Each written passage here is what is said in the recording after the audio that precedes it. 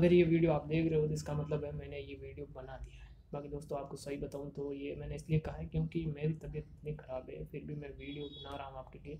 तो आपका भी हक बनता है, एक बार लाइक करें, एक बार शेयर करें। ये मैं लाइक शेयर के लिए नहीं बोल रहा हूँ, ये सच में मेरी तबीयत ख़राब है इसीलिए मैं बोल रहा हूँ। और दोस्तों जल्द ही हम नई स्टडी शुरू करने वाले चैनल पर, मतलब कि आपको कुछ अच्छी अच्छी चीज़ें यहाँ इस चैनल पर मिलने वाली है, जल्द ही मैं शुरू करने वाला हूँ।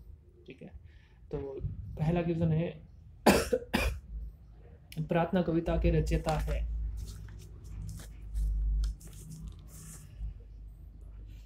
तो दोस्तों इसका आंसर होगा सुमित्रा नंदन पंत। ठीक है, ये एक नंबर। संध्या और ध्रुत झरो कविताएं पंत के किस काव्य संग्रह से ली गई है? संध्या और ध्रुत झरो है जो कविताएं पंत के किस काव्य संग्रह से ली गई है? तो दोस्तों इसका आंसर होगा युगांत। ये बड़ा ही अच्छा क्वेश्चन है, इसको अच्छी तरीके से ध्यान रखना और एक बार और पढ़ लीजिए। और हाँ दोस्तों, एक चीज़ मैं बताना भूल गया हूँ कि यह बात है कि आपका कल या फिर जब भी मैं बना दूंगा, तो अब जितने भी मैंने पाठ पढ़ा दिए, चाहे अपरा के हो, एक अपरा का मैं टेस्ट लेने वाला हूँ जितना भी पाठ पढ़ाए, और एक प्रज्ञा पर्वा में जितने भी पाठ पढ़ाए ना, उन सभी के पाठों के 10-10 क्वेश्चन मैं हर पाठ के लेने वाला हूँ, एक साथ में एक ही वीडियो के अंदर पूछूंगा ताकि आपका रिवीजन हो जाए। ये ऐसा मैं करने वाला हूँ। जल्द ही आपको कल या परसों तक ये एक वीडियो मिलेगा जिसमें आपको है जो आपका जो मतलब कि रिवीजन हो जाएगा और आपको पता चल जाएगा कि आप किस स्थिति में हो, आपने पढ़ा है वो कितना याद है ना। तो ऐसा भी मैं करने वाला हूँ। वीडियो को लाइक करें और शेयर करें, है ना दोस्तों। आगे बढ़ते हैं हम।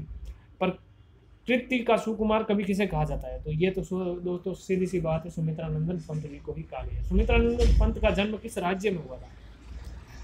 ये भी अच्छा क्वेश्चन है दोस्तों। इनका जन्म हुआ था, देखिए ऑप्शन में नहीं है आपके, तो इनका जन्म मैं बता देता हूँ आपको, उत्तराखंड के अंदर हुआ था। कहाँ पर हुआ? उत्तराखंड के अंदर हुआ। यहाँ पे आंसर नहीं है, तो उत्तराखंड के अंदर आप ध्यान रखना। कहाँ पर हुआ? उत्तराखंड के अंदर इनका जन्म हुआ। इनमें से किस कविता में पंत ने झरझर मान्यताओं के नष्ट होने की बात कही है? तो यहाँ पे होगा ध्रुत झरो। आंगन को उर्वर कौन करता है? आंगन को उर्वर कौन करता है?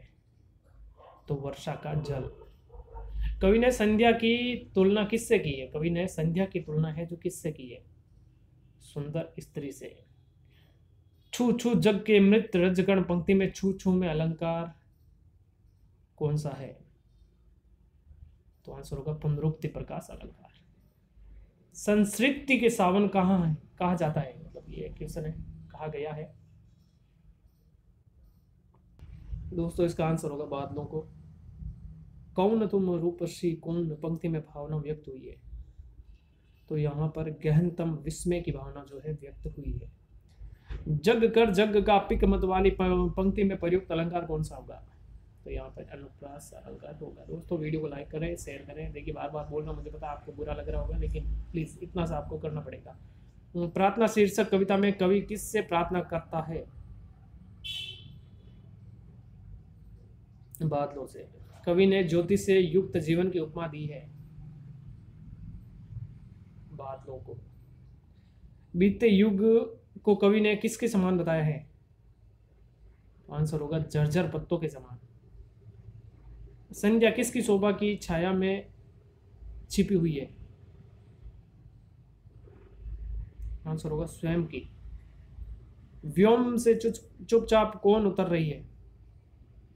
तो संध्या।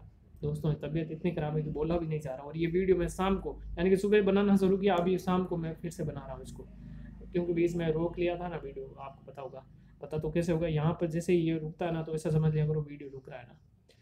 तो ध्रुत झरो कविता में मतवाली कौन है? कोयल।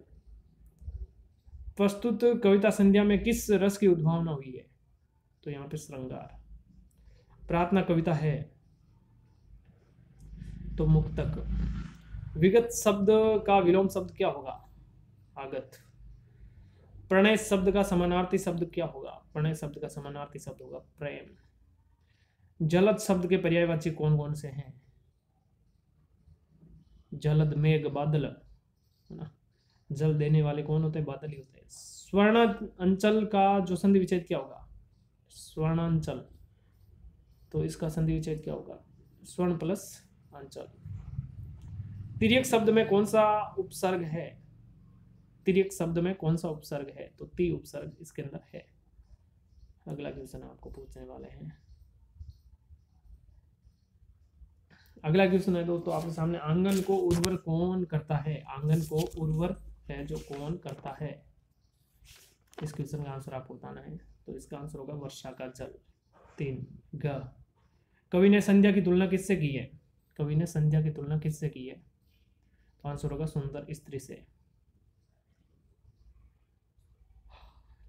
छू छू जग के मृत रजगण में पंक्ति में, ये हमने पढ़ लिया। संस्कृत के सावन कहा गया है, तो ये भी हमने जो है पढ़ लिया। आपको अच्छे तरीके से अभी मैंने थोड़ी देर पहले बताया था। आप बता, अब आपको ये बताना है, इन दोनों क्वेश्चनों के आंसर आपको बताना है। कमेंट बॉक्स के अंदर लिख किया, इनके मैंने अभी थोड़ी देर पहले आपको आंसर भी बताए थे ना।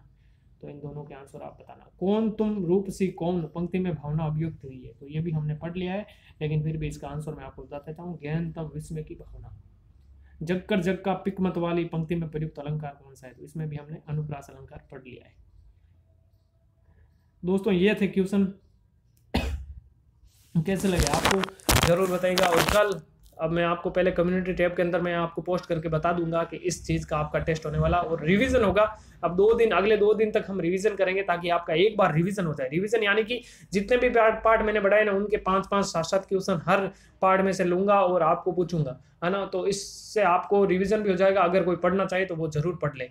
लगभग मैं अपरा में से ही जितने पार्ट हमने पढ़ लिए, ये 8वां पार्ट है, तो इसका मतलब 8 पार्टों तक के सारे क्वेश्चन मैं आपको पूछने वाला हूँ। क्वेश्चन मैं अपने हाथों से नहीं लिख सकता दोस्तों, क्योंकि इतना मेरे पास टाइम नहीं बचता है, और अभी तो दोस्तों मेरी तबीयत खराब है। तो आपको मैंने सीधी सीधी बात बता दी है। आप जो जितने भी 8 अध्याय हमने पढ़े हैं, तो उन सबको आपको एक बार पढ़ लेना है, ताकि या फिर आपको एक बार रिवीजन कर लेना है। उन्हीं में से जो क्वेश्चन मैंने पढ़ा है, उन्हीं में से आपका टेस्ट होगा रिवीजन कार्य, यानी कि रिवीजन टेस्ट आपका हो जाएगा, ताकि आपका एकदम अच्छे तरीके से सारा कुछ याद भी रहे और आपको पता भी चल जाए कहाँ पर मिस्टेक हो रही है, कहाँ पर गलती हो रही है। तो दोस्तों ये वीडियो आपको, मुझे पता है, अच्छा लगा होगा। आप इस वीडियो को ज़्यादा से ज़्यादा शेयर करें, और कमी क्या रही, या फिर आपको इस वीडियो में मैं बार बार बोल रहा हूँ बीच बीच में, ये कैसा लग रहा है, बुरा लग रहा है, तो आप जरूर लिखें, ताकि हम आगे से ध्यान रखेंगे ना। तो मिलते हैं अगले वीडियो में, तब तक के लिए जय हिंद, जय भारत, थैंक यू।